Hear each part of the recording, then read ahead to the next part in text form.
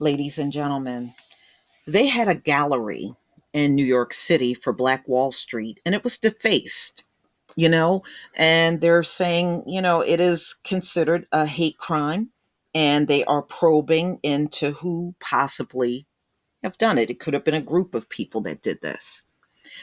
But nevertheless, ladies and gentlemen, the same ones that were defacing stuff today are probably the same ones that did in the past, their offspring. And it amazes me. New York City got cameras everywhere. How is it that this was not captured on cameras? I've been to New York City multiple times, got family in New York City, and y'all didn't get this on camera of who did this? Wow. Okay, so this is the New York Post, May 31st, 2021. NYC Black Wall Street Gallery defaced on Tulsa Massacre's 100th anniversary. I'm not surprised, y'all. And it just goes to show you the attitudes of yesterday are still alive today. This is just proof of it. These folks ain't different from their forefathers. They're exactly like them. White paint was smeared on the window of a lower Manhattan art gallery named Black Wall Street on the 100th anniversary of the infamous Tulsa Race Massacre. And the NYPD is probing the vandalism as a possible hate crime. I do not trust the NYPD investigating anything. Okay. I don't trust them. And I would not be surprised if it was one of them that did it. A security guard at a Nike store across from the Black Wall Street Gallery on Mercer Street spotted the vandalism around 7 a.m. on Monday. The date in 1921, when white residents of Tulsa, Oklahoma, laid deadly waste to the city's Greenwood district. And we've seen it over and over in the pictures and postcards. They love the hell out of them postcards. Also known as Black Wall Street for budding black business clout. The Manhattan Art Gallery decried its shop's defacement as deliberate and intentional in an Instagram post. Some perpetrator vandalized our space at 26 Mercer Street sometime last night between 11 p.m. and 7 a.m. The post read, noting that the business determined the earlier end of the time frame based on when Dr. Rico Wright, the gallery's Tulsa-born curator, left Sunday night. So the post indicated a photo of the gallery in front. It was the front window, and you can see the white paint that's smeared there.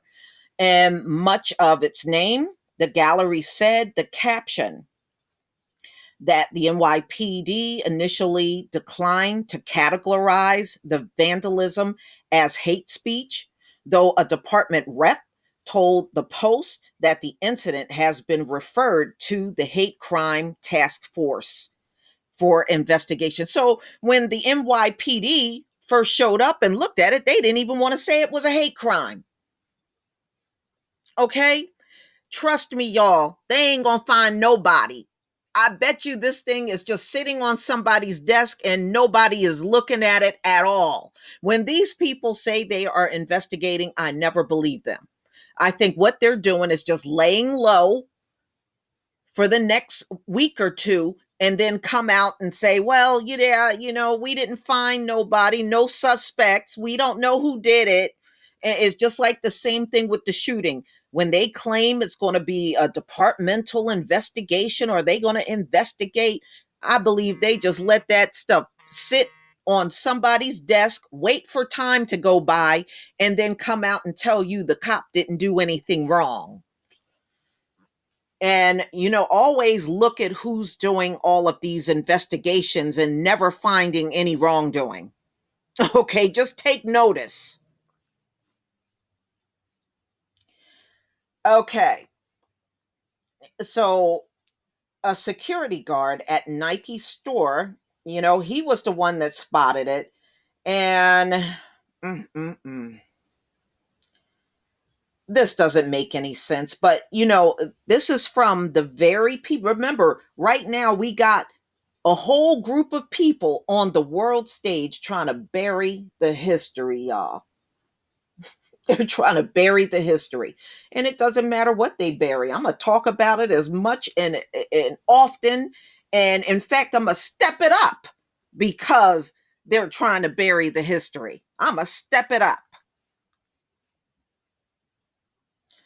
Okay. We are demanding that the police review their policies on what constitute hate speech because this was indeed deliberate and intentional.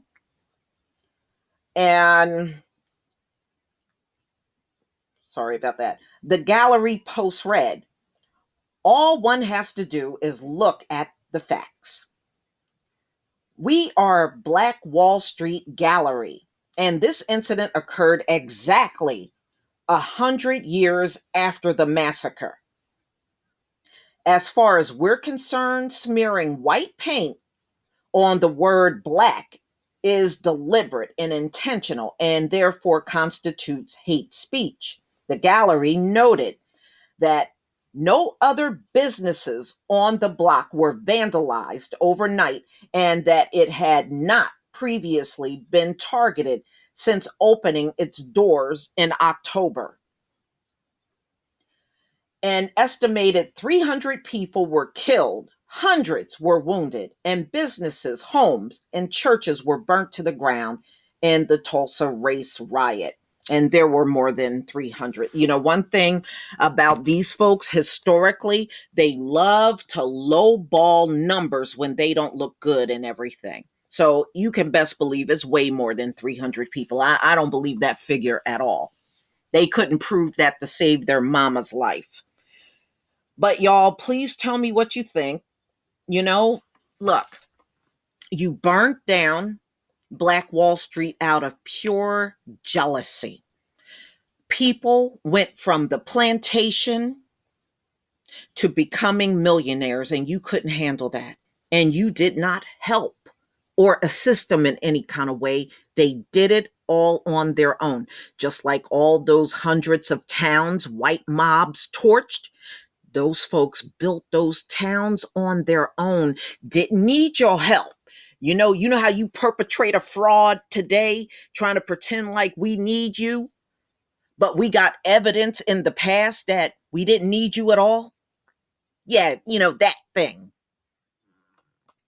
Please leave your comment and subscribe. Don't forget to hit on the notification bell, and I'll see you on the next video. Peace.